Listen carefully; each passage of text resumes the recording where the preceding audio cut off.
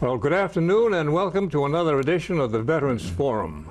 Today is the 28th of February 2013, and we're coming to you through the studios of the Bedford Community Television Station here in Bedford, New Hampshire. My name is Bob Stevens. I've had the pleasure and the honor of using this program since 2004 in working in cooperation with the Library of Congress's Veterans History Project, wherein we've been asking all guys and gals who served in any war, anywhere, World War II, Vietnam, Desert Storm, you name it, if they can and will come and share those experiences as they made that part of history. As an example of what we're trying to do, if you will, imagine our history is a great big puzzle, and each one of us had a job to do, and we did it. The problem we're finding, though, is some of the guys and gals just don't want or cannot share that experience, so that we have little holes in the puzzle. We don't have a good picture. We're doing this primarily to make sure that the history that they made will not be altered or in any way played with, as some people were told have been doing to some of their histories. Any guy and gal is more than welcome to come. We ask that you will.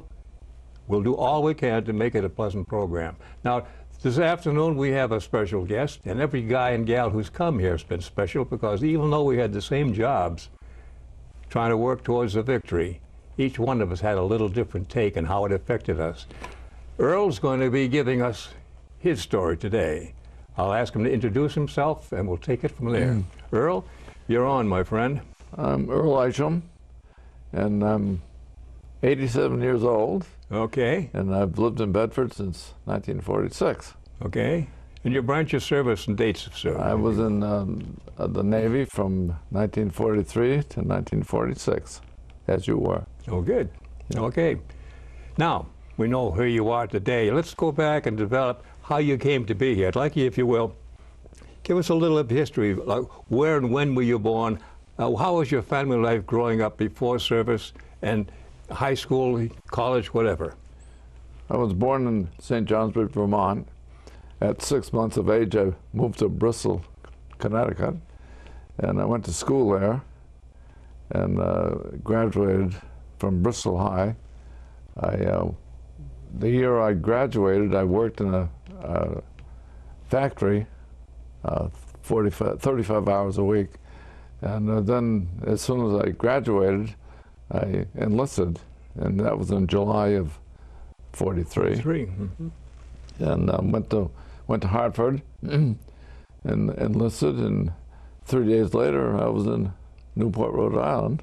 Okay, let's back up a little bit, though. I'd like to feel a little bit of your family life. Do you have any brothers or sisters, any of your family in the service, either World War I, World War II? I have a brother that was a year older than I. He was in the Navy, as I was. Went to the same school, I did. My folks both worked in the factories in defense plants. Okay. And when we left, they were all alone.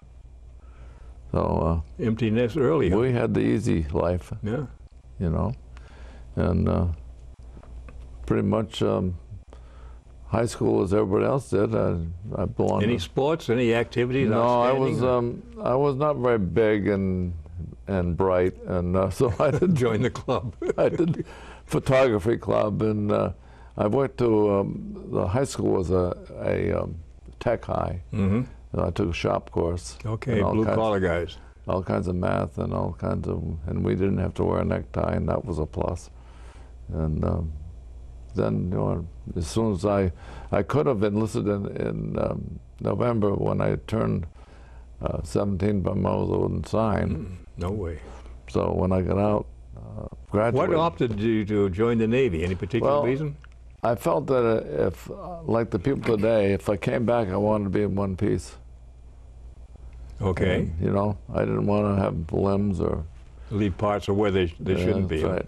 Right. Okay, so good. And that now, worked for me. You said you enlisted in Hartford. A little bit of how you got into the Navy, how you were sworn into the first couple of days, if you will, of boot camp. How were you reacting? How did it impress you? Well, first thing they do, they give you a change of clothes, and they take all your hair immediately, and then it's from 5 in the morning till whatever at night, and sometimes at night. And we did everything from calisthenics to, you know, going to the rifle range, and anything the Army did, we did. Oh. And we did karate and the whole 9 yards. Now, this is where, at Newport? Yes, Rhode Island. And when we were supposed to be there 8 weeks, and they got pretty pushy, and we were there 5 weeks when we got out. And then we had a choice of schools, if they accepted it. So I opted for gunnery, and I did get it.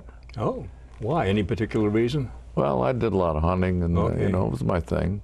Yeah, a little bit bigger thing to shoot with, too. That's right. And then as soon as I left there, I went to a 3-month gunnery school in Newport. And from there, I went to 2 months in Washington, D.C., at the Naval Gun Factory. The gun factory, yeah. How was that experience? Well, you know, I watched them turning the 16-inch tubes and everything. That's awesome, isn't it? And we did that. We got to know all our anti-aircraft guns from square one, how to operate them, how to repair them, you know, and the whole thing. And I came out of gunnery school in Newport as a third-class petty officer. So quick? You know, the first 10, the highest 10 in the class of 300. You get a stripe. Yeah. Wow. I was one of 10 of 300. Oh, good. And so I went to Washington, and from there, I never had to turn my ID card in, and I didn't have to be a watch officer unless I was second class. So I had to run to the town. So you had a paid vacation? Yeah. Now, we went Washington, D.C. or the state, which? D.C. Okay. And what was your activity there? We went to school from 3 to 11 in the afternoon, 5 days a week. 3 in the afternoon to 11 at night? Yeah. With a 10-minute break. And then... what kind of schooling? All gunnery. Okay. Just plain gunnery. Mathematics and all electric hydraulics. Okay. That's what it was. Become familiar with the complete system. Because all the guns were automated, you know, and the motorized except the 20s. And on weekends, they kicked us out of the barracks, so we were on our own. They kicked you out? Yeah. You just had 48-hour liberties? Yeah. So we would go to a service club. Okay, the USOs. For about $1 a night. Yeah. So I got to see pretty much of Washington. And then I came home, I think, one weekend, but that was a whole weekend to be home for, you know, 8 hours, and that was pretty tough. So I didn't come home much. Oh, just getting to and fro is a hard job. That's right. Trying to get a train or a plane or a bus or hitchhike, you know. And after I left there, I went to Norfolk, and that's where they put the crew together. And after we got the crew oriented, we went by bus to New York. Okay. And I didn't have any liberty from then on until the end of the war. Wow. So you were captive. Yeah. Okay. Now, at New York, is that where you got your crew all lined up? Yeah, we were in Brooklyn. Oh, that's the Navy Yard, yeah. That's where we went in commission. Okay. I was a plank owner. Good. How did you enjoy the commissioning service, all hands report to your station? Yeah, that's kind of impressive, isn't it? Yeah, and then they smash a bottle of champagne on the bow. And, yeah, you know. the captain drinks it all and throws the glass away. Yeah, right, yeah. And then we had shakedown. Okay. And after that... Explain what shakedown is, because some of the people may not know that. I'd like you to give it in your words. Take the ship through. It's training, trains the crew, trains the ship, so we know every bolt on it. You know, do all our gunnery, do all our sub patrols, so just get the ship. Bring everything out to make sure there are no problems. Right, everything worked. Okay. And then we went, excuse me, to the Caribbean and through the canal.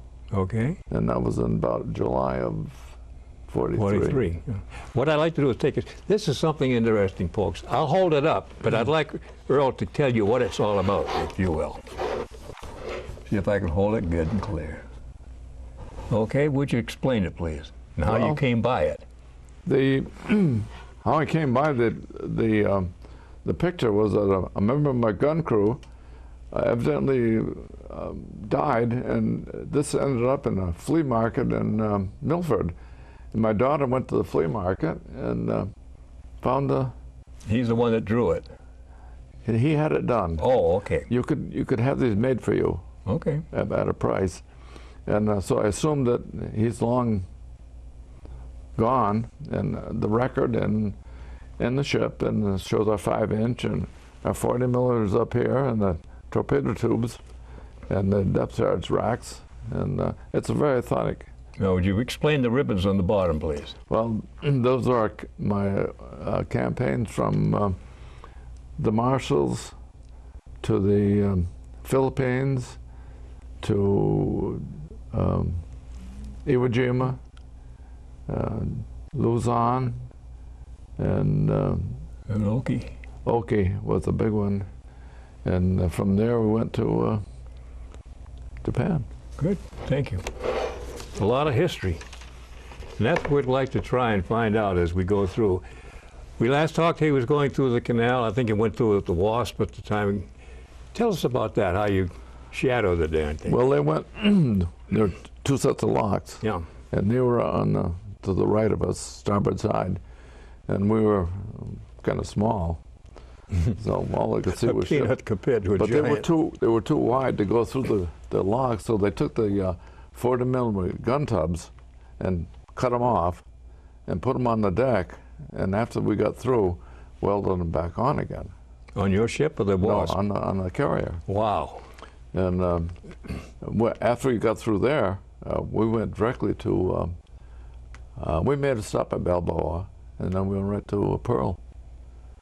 Yeah, we did a little training there for not long. Okay. And then we went on to the. Now then, where's your trek as far as go through the Marshalls? What islands and what did you do?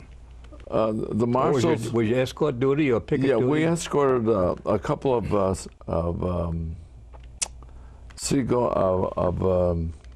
did I say? Utility dry dock ships. Oh, that's slow. Floating dry docks. Uh-huh. And then we dropped them off at, I think, Eniwetok. And then we went on from there to our anchorage in Ulithi.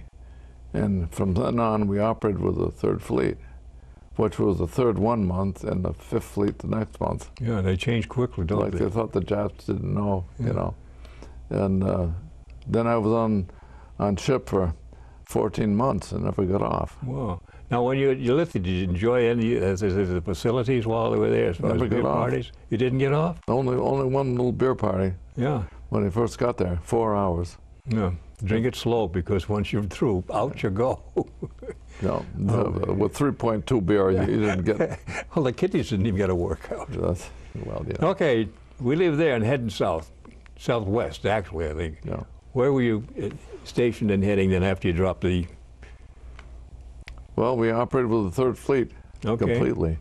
We were there for the Battle of the Philippine Sea, and then for the invasion of Leyte, and then the liberation of Luzon, and then in December of '44, we ran a typhoon and lost 3 ships, Oh, 800 men.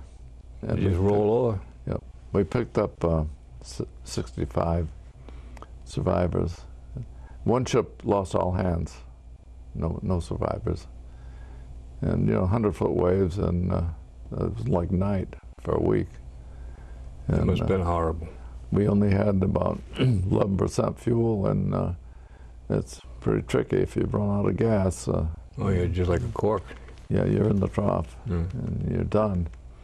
And we survived, and we went through the eye of that storm, and there wasn't a soul in sight for the whole horizon to horizon. It was like morning light. It was eerie, and the sea was completely flat, Wow. just a mirror. And the storm was, Oh, you're right in the eye of the storm? we were the only ship there. is like being in hell. And then we had to go through the other side, Yeah. the wind in the other direction. So we didn't have much gear left top side when we got And not many guys had a full stomach either, I'll bet.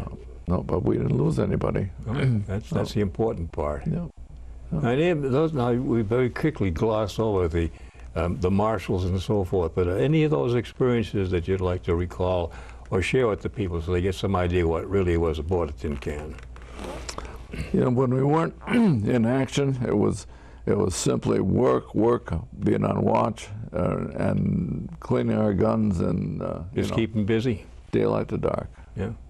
We stood watch every 8 hours, 4-hour watch, unless we got in a combat area, which we do 4 on, 4 off, and 8 on and 2 off, and then no off. Okay, no off. That's it. Now that was probably Iwo and Okinawa. You did picket duty there, I believe. We did picket duty practically the whole. Can you explain that to some of the people? Again, we know what it was, but Yeah, they put a ship on each side of the task force, northeast, south, and west, and you're out there about 20 miles to pick up any planes coming in. Then you vector your cover air patrol to pick them off, and if any subs out there or floating mines or anything shouldn't be there, you have to cover for, because the carriers were the people we had to protect. Oh yeah. At all costs. Yeah, you got 4 or If 5 they were going to be guys. torpedoed, we were ordered to run into the That's path. right. Take the punch. That's right. And we were on the perimeter, 9 cans of the fleet, except when we were on picket duty, and we weren't with the fleet very often. It felt like we were coming back home when we got back to the fleet. We'd come back and refuel. Okay, resupply and so forth. Yeah, off a carrier or a battleship. Yeah. And go back home. Yeah. Now, on the picket duty, particularly, I was there on Okinawa. Did you guys suffer any real kamikaze attacks? Did you get nailed, or were you away from them? We didn't get nailed, but we shot down 4 planes. Good. And about 5 others, and we didn't get hit. But it got so bad when we got somebody took over for us. They put 2 cans out there, and Hazelwood was the one that relieved us, and they lost 48 men. The first. So 3 day. hits, 2 or 3 I direct watched them hits. carry them off, and it got real sticky. We lost 88 cans, either sunk or damaged at Okinawa alone. That was a real turkey shoot. Yeah. I understand somewhere along the line you got promoted to first class. How and when was that? How did you earn that? Well, I was 3rd class, and then my buddy got into a fracas with the captain, and he was 2nd class. So they had to fill the position, so I dropped made 2nd class. And when I did 2nd class, I had to take a test for that, but they didn't have a 2nd class course, so I took 1st class. So when the position opened up, I soon became Slide 1st class. right in, huh? Yeah, so I made 2 rates aboard ship. That's fast. Yeah. Real fast. And they offered me chief if I would stay in. Oh yeah, they always hang that carrot. Yeah, but I couldn't. Ever have any regrets of not staying in? Well, And that's a dumb no, question. because I got terribly sick, and a few years later, and I think if I had been in the Navy, I would have died. Oh? So. Well, no treatment, or they couldn't Well, handle it was cancer. Oh. That would have been. That's it? Yeah. And you are a survivor now? Yeah, well, 2 or 3 times. Very good. That's good news, buddy. I got through the war, but Get hit by a streetcar. I lost his finger over there. I got tore. Now, was that under combat conditions or just an accident? Because I noticed there's no. It was an accident, but of course we were always in combat, so you know. Read the small print. Oh yeah. So no, it was and it was near the end of the war. It was in June of '45, and we ran into a typhoon, and we lost a lot of gear in that, and we got flooded, and we had a bail by hand, but I was in a sling, so I just laid there and watched them. And the carriers ended up with the forward end of the flight deck got flattened by the seas, and we still had to take on planes and still had to launch, so we launched our planes in reverse. Oh, coming bass act? Right into the wind, Yeah. reverse into the wind, and launched over the fantail. Of course, landing was no problem, because the landing cables were all on the fantail. Mm-hmm. Okay. Yeah. So every carrier out there got flattened.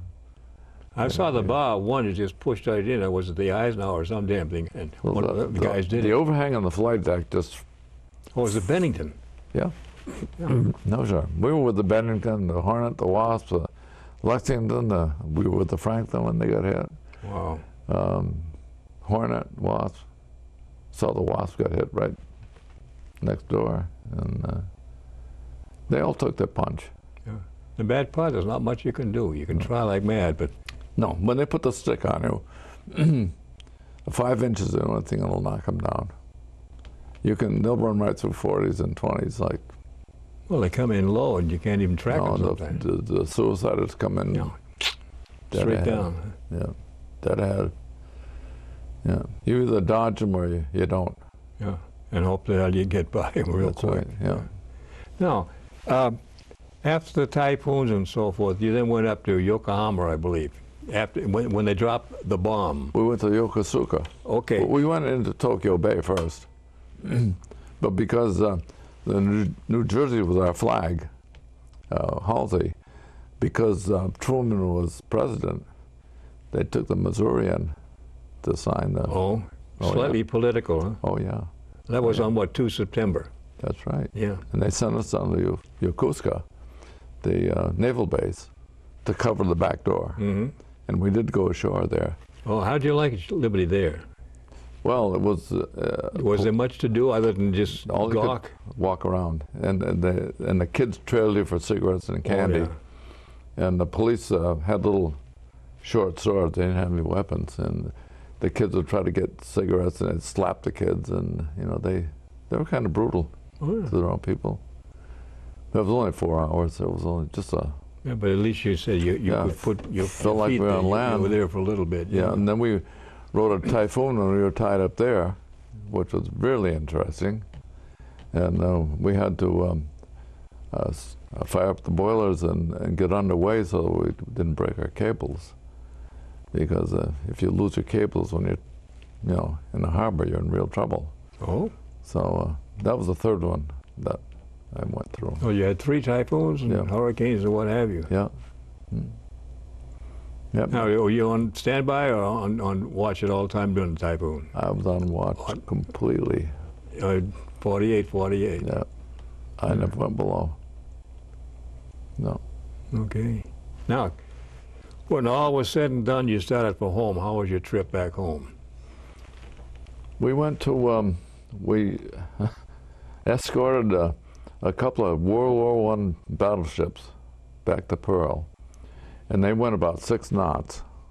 So we went in circles all the way Keep lapping over.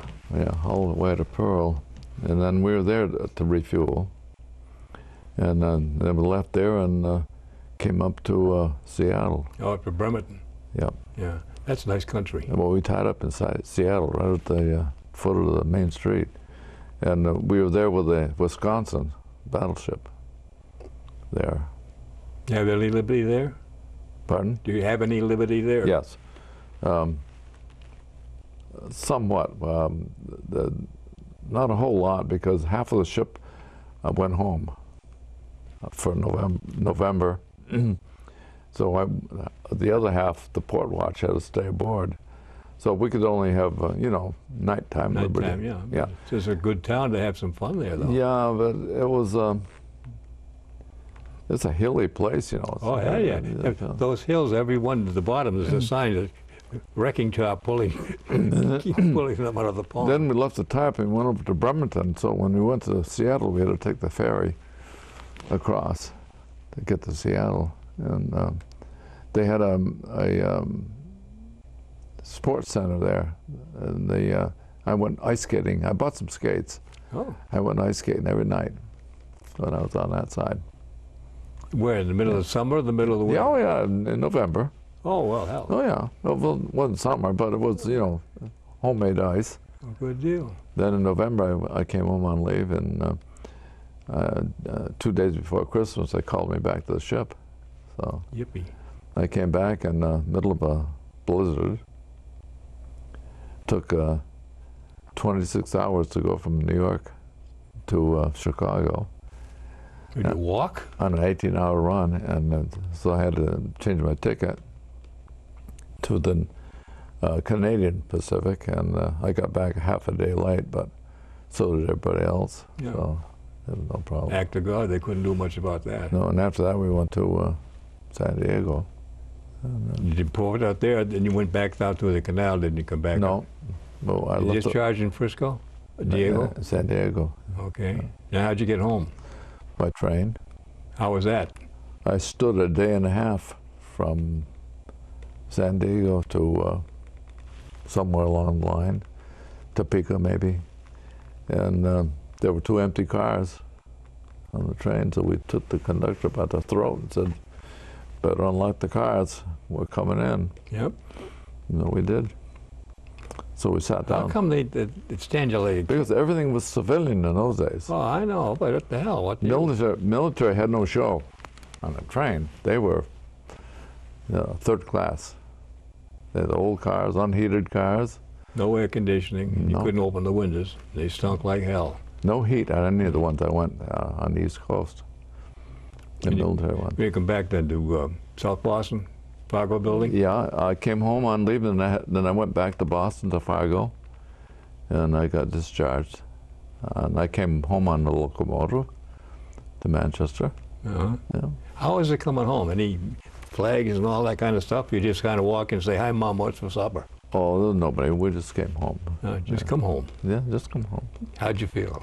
No, well, we came home. Yeah. Yeah, I came the home. bottom line. One piece. I'm home, yeah. Well, you know, Now, that's all we wanted. when you got out, did you take advantage of the GI Bill, anything like that? No, I did schooling? not. No, I went to farming because there were no jobs. Oh? I farmed for 15 years, and What kind of farming? Dairy farming? dairy farm. Yeah. Okay. We had turkeys, we had chickens, we had everything, 9 yards. You ate well. Yeah, yeah. Okay. Good life, but Monotonous. not productive. I know. Now, did you join anything, well, obviously, the Legion, VFW, AMVETS, and what have you, and what's your history there? I've been in Legion since 1946. And we started a post in Bedford for the VFW in '79. And I've been in that post since then. Okay, a plank holder there too, huh? Yeah, I've been commander about 6 times, and Oh? all state 4 times. And So you've been active. yes, Good. yeah, still am. That's even better. Yeah. Now, what about your family life? When did you get married and have Well, a family? What did I got married in '48, and I had 3 kids, and I was married for 58 years, and my wife passed, and I was a bat for 5 years, and then I met my current bride, and Oh, good. she's taken me everywhere and kept me alive. Oh. So I That's do good to nothing hear. without How are your her. kids? What are they doing? Oh, Yeah, one I'm of being nosy, but one of them's the oldest one's at home. She's a homebody. The middle one is a nurse, and the youngest one works for Hewlett Packard. now are they girls or boys? I know they're All girls. All girls. Yeah, Okay. yeah. And I got four grandkids, Well, and I got my granddaughter's got two boys, and my grandson is not married. He's in a merchant marine, and he's got his master's license. So he's going up there. good. Good kid, Very good for him too. very smart kid. Not like me, smart. Hey, don't knock yourself. People always line up to do that. Let them do it for you. Yeah. So, but all the people, I tried today to call the last 2 people I know of from the ship, and I got no answer. And I'm, I guess, the last plank owner left. Wow. on my ship out of 280. Do you have any reunions? Have you ever gone back? Every year. Every year. Where have you go? Some examples. We've been to Branson, we've been to St. Louis, we've been to Minneapolis, San Diego, Seattle, D.C., South Carolina, Galveston. You win. New Orleans, Okay. Las Vegas. Yeah. The ranks get thinner and thinner each year. Yeah, I'm the only one. That's the bad part. But the ones that are left take good care of me. Yeah, they do. They should. They really do. Yeah. They push my wheelchair around, and my bride doesn't have to do a thing. No yeah. speeding, huh? No. No, we got speed limit. Now, this program has helped, I think, somebody. When we're through with this, you'll be given a copy of the show, Yes. and it'll answer. Do you have grandkids that say, "Hey, Grandpa, what did you do during the war?" You ever had that question?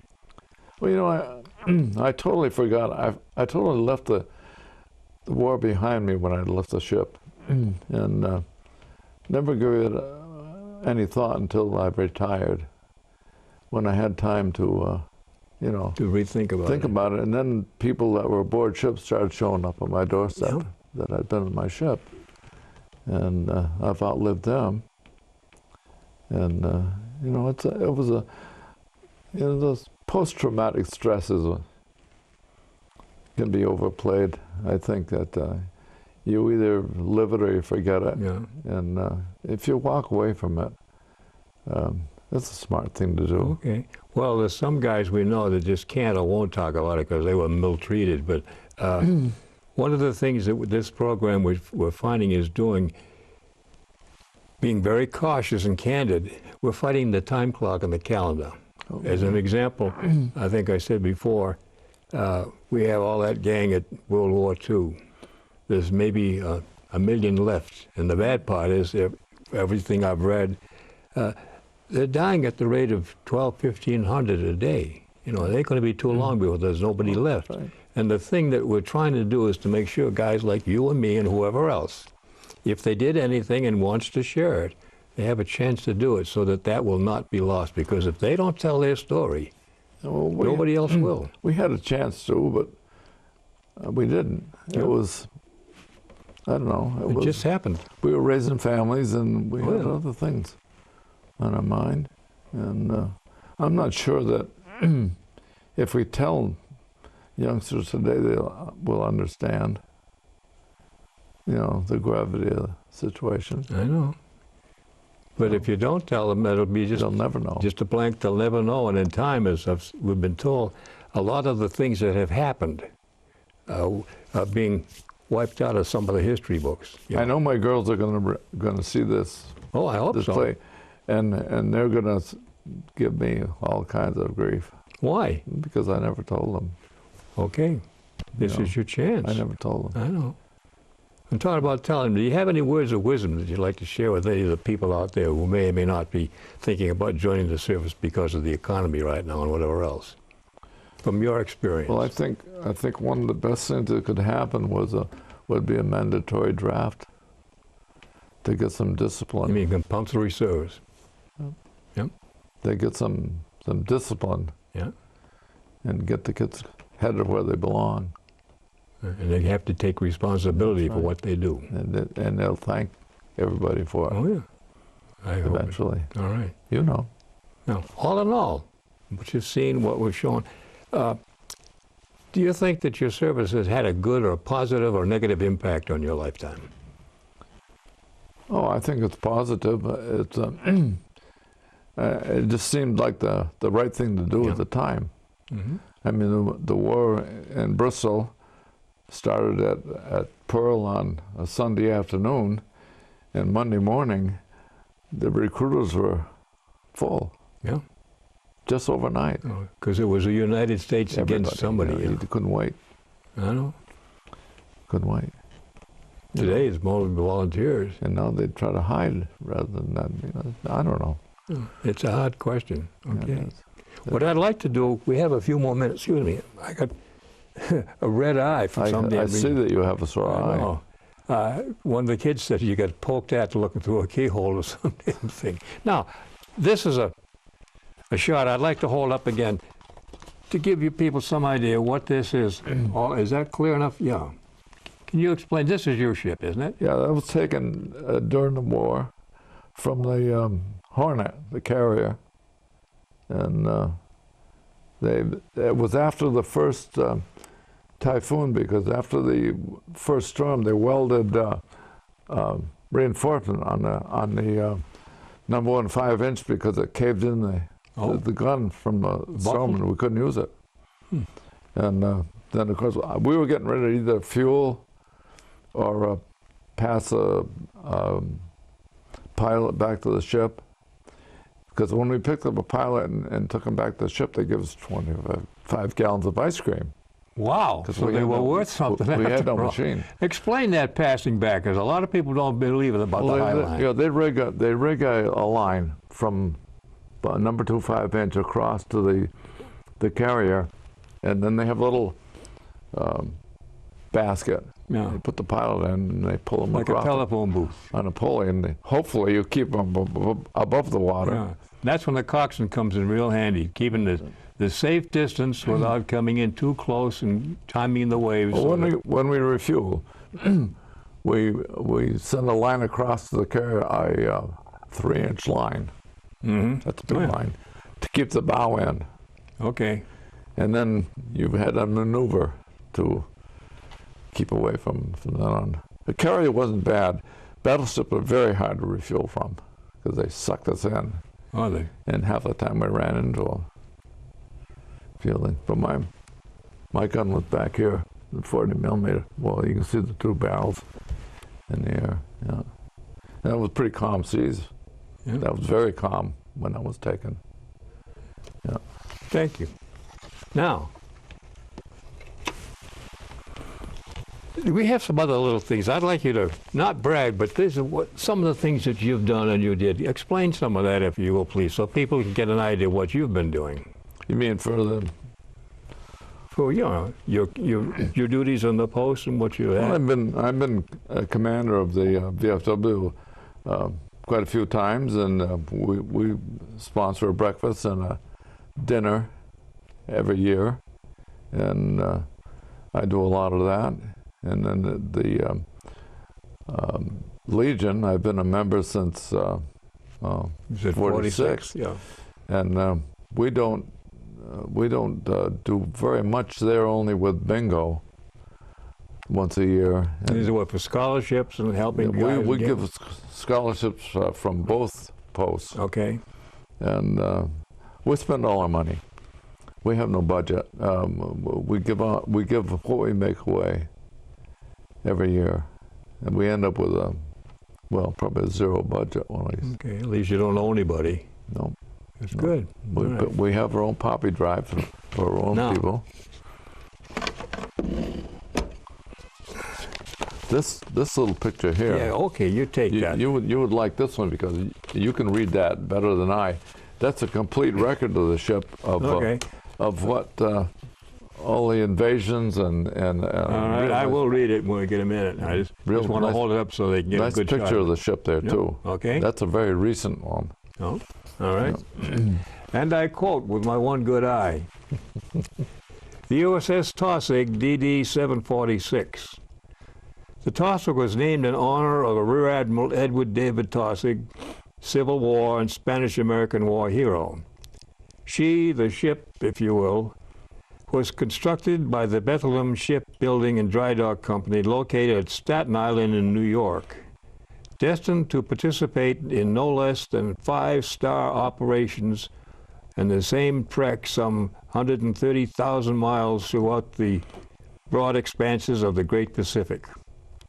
The USS Taussig has earned 6 engagement stars or battle stars for her part in the battles of the Western Carolina Islands, Leyte, Luzon, Iwo Jima, Okinawa, Gunto, and the Third Fleet operation against Japan. She also earned the Navy Occupation Medal and the China Sea Service Medal. The basic statistics, if you're into guns and so forth: overall length 376 feet 6 inches, beam 40 feet 10 inches, speed max 35 knots plus, and a complement 300 plus.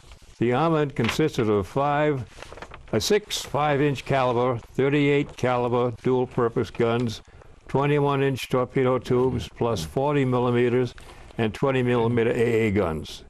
This is a proud ship manned by the Navy's finest men. Amen. Toot toot. Yeah, yeah. Okay, and for all that, here you go. This is the big piece of paper. That's my discharge. Read it if you will. That's a It's proud and honorable discharge, United States Navy. My name, rank, and signed by somebody. Somebody who scribbled his name real quick. February 28th, 1946. Very good. And my record is on the back, part of the record of my. Oh, good. And believe it or not, that isn't as valid a certificate as a DD-214. I know. You know. I won't go into that. Okay, what do we got here? This is what I took at Pearl of the. I'll hold That's it. not a very good one there. You'll have to read that. This one I'll turn down. But it's a theater of operations. This is a better one to tell you where we actually went. Wow. Looks those, like those little lines are where our fleet operated. Yeah. If you look at it, it looks like a bowl of spaghetti. They're all over Hell's Half Acre. It is, yeah. 14 months. Yeah. That's great. Yeah. This one is not too bad that's Iwo Jima. Okay, let's see. I got to make sure I get it right side up. Yeah, it's hard to tell. These are the points where they came in, folks. That should be Sherry down there, yeah. Yeah, right at the tip. That's it. Yeah. That's what it looked like when it was quiet. Yeah. And this is Okinawa. Been there. Yeah, right there.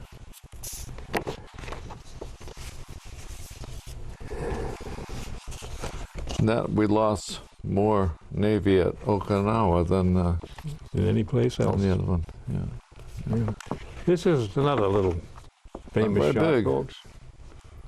They don't look big, but they were very important, and they saved a lot of lives. They cost a lot of lives, but all the guys who flew from wherever, Saipan, Tinian, up into and back to Japan on air raids, were very glad that Iwo was taken. It saved a lot of bacon, and it saved an awful lot of guys. And I can tell you for own experience that what is said for all the branches, the Seabees were the first ones in Well, we got mixed up. We on every operation.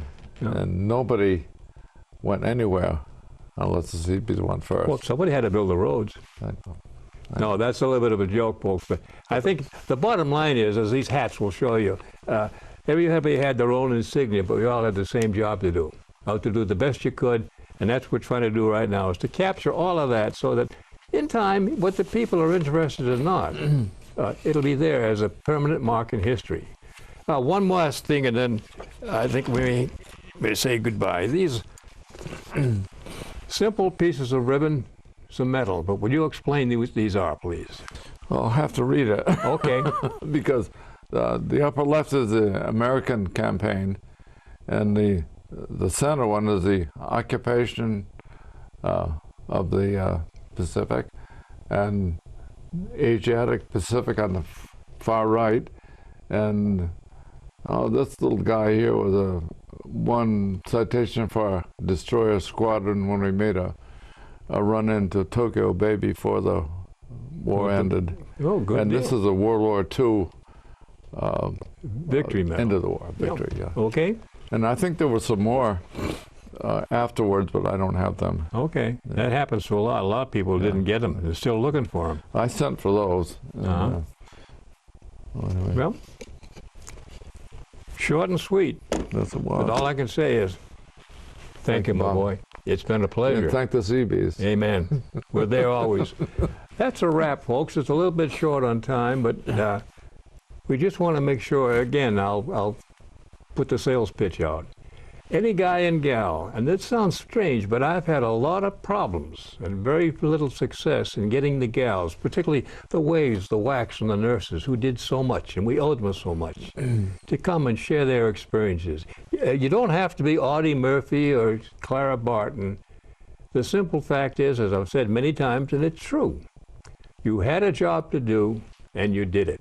And what you did helped everybody else along the line. The old bit, you take care of my back, I'll take care of yours. The same thing here. It's the one time we've asked you again to volunteer. If you can, wonderful. The address will be how to get a hold of us. We'll do anything and everything within reason to make sure that your story is well documented and told. And the best part about it is, I know many times the guys have said it. Whew. I've been carrying that load for a hell of a long time. I'm glad to get rid of it. I make the same gesture to you. Again, the name is Bob Stevens. I thank you for listening. Come and join us. Goodbye.